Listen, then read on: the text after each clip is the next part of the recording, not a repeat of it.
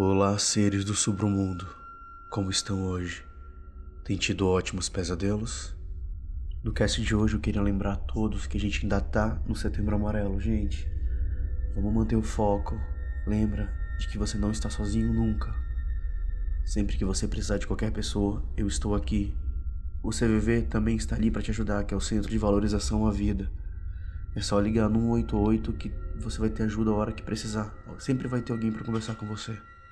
Tá bem? Lembrando também não esquecer de doar sangue, plaquetas, medula. É muito fácil e muito tranquilo. Sem falar que você ajuda várias pessoas com esse ato. Continuem fazendo isso, gente. Antes de começar a história, eu também queria mandar um abraço pra Júlia Alcântara, lá de Brasília. Júlia, um abraço pra você. E um abraço também pra Elaine Ferreira, lá de Maringá. Elaine, um abraço pra você também. Vamos pra nossa história? Eu sou o Bruno Lima e esse é o Submundo Terror.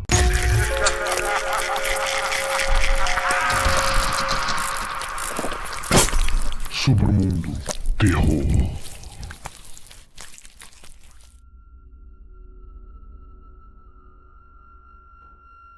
Meus pais sempre me contaram histórias sobre minha infância que, por algum motivo, eu nunca me lembrava. Histórias sobre como eu costumava ter um amigo imaginário chamado Bill, que supostamente vivia dentro das paredes com sua cobra de estimação chamada Axel. De onde diabos eu inventava essas coisas? Eu não fazia ideia. Mas aparentemente, eu passava muito tempo com Bill e Axel, pois meus pais sempre falam sobre isso quando vou visitá-los. Decidi que sairia em uma pequena viagem na semana do Natal em 2009. Trabalhando em Manhattan na área de negócios, conquistando muito dinheiro e subindo para a classe média alta nos últimos anos, decidi fazer uma pausa de tudo isso e passar um tempo na casa onde cresci na Pensilvânia. Lá pelo dia 22 de dezembro, cheguei à casa dos meus pais, onde eles imediatamente me levaram para o meu antigo quarto. No momento em que entrei naquele quarto, um arrepio percorreu meu corpo. Não que fosse por um sentimento estranho, sobrenatural ou desagradável, mas um arrepio pela simples nostalgia. O que era estranho, considerando que eu não me lembrava do meu quarto. Eu mal lembrava de qualquer coisa dos meus anos de infância. Apenas me lembro da minha adolescência, na época em que fui mandado para viver com minha tia por causa do meu transtorno bipolar, o que meus pais não aguentavam mais. Porém, agora já tenho tudo sob controle. Não há mais com o que se preocupar. Tia Janice estava chegando para jantar na casa dos meus pais. Então, eu iria revê-la depois de quase 4 anos. Não vou mentir, eu me senti um pouco emocional, pensando sobre como mal vi meus velhos e adoráveis parentes desde que consegui um emprego em Manhattan. Mas a minha vida pessoal estava indo bem, apesar da minha não tão interessante vida amorosa. No momento, eu estava me encontrando com uma garota chamada Amanda, mas já não nos víamos há algumas semanas devido à sua viagem para o funeral de um tio na Califórnia. O jantar era um assado, feito especialmente pela minha mãe. Outra pequena coisa que de alguma forma me lembra da minha infância. A minha mãe cozinhando e dando verdadeiro significado para o ditado, assim como minha mãe costumava fazer. Desejei que Amanda pudesse cozinhar assim. No jantar, a tia Janice me contou algumas histórias hilárias sobre minha infância e outros eventos na casa. Muitos de momentos festivos e outras reuniões familiares. Infelizmente, não pude me lembrar de nada desses eventos, mas eram divertidos de ouvir. Depois do jantar, tia Janice teve que ir embora. Então eu a beijei na bochecha e ela se foi.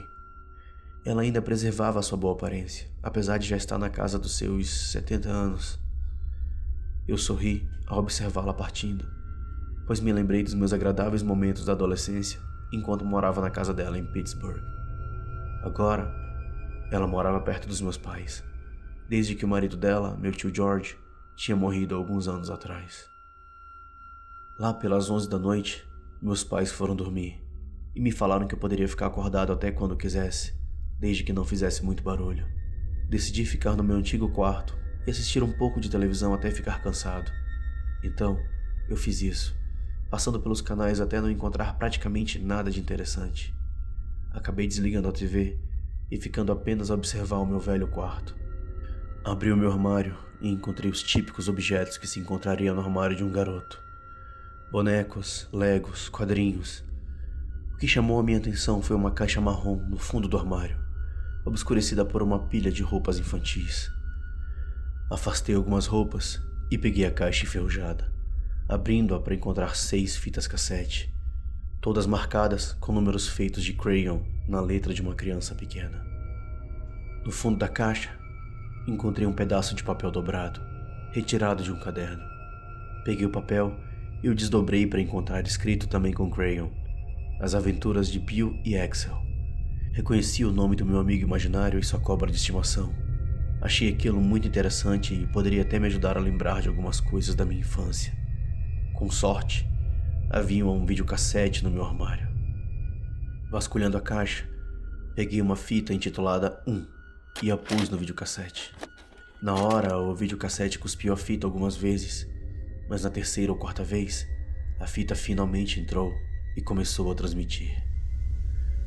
Havia apenas estática por uns 30 segundos até que finalmente apareceu. Um eu muito jovem no meio do mesmo quarto onde eu estava agora.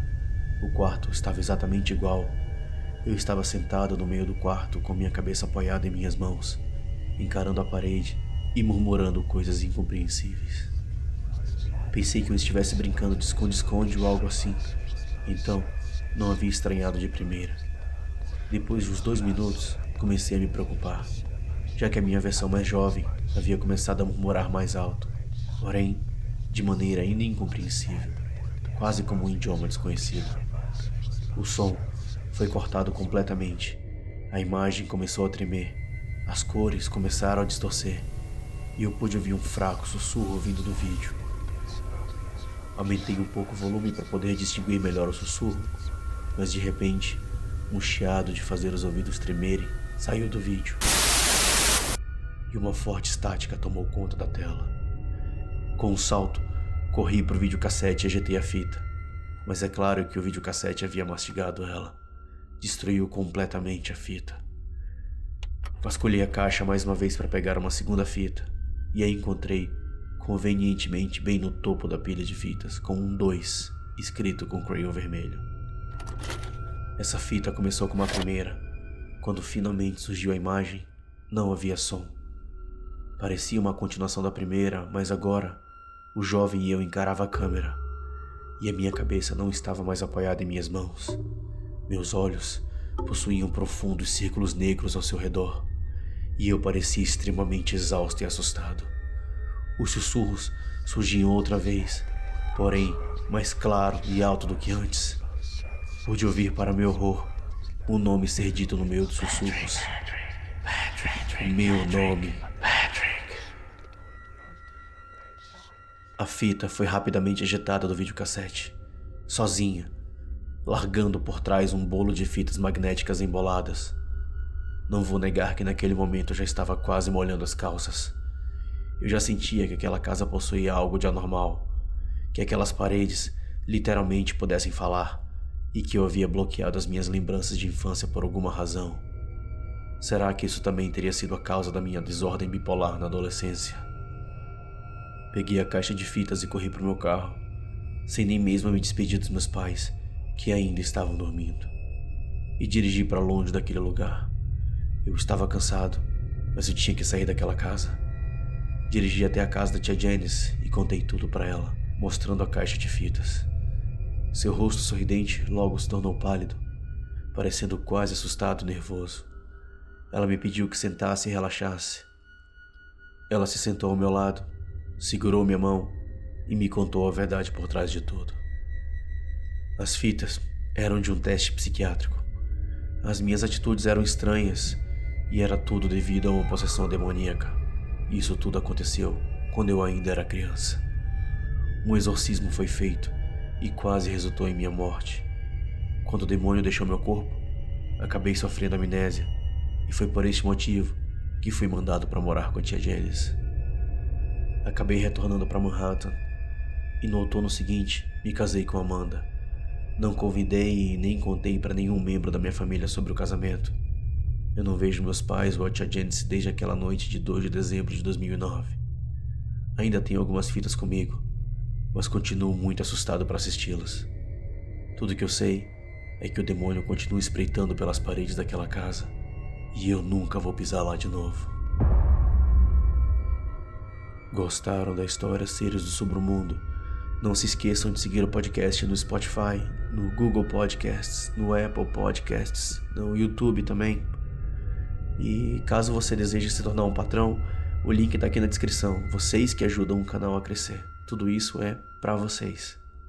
Muito obrigado por tudo.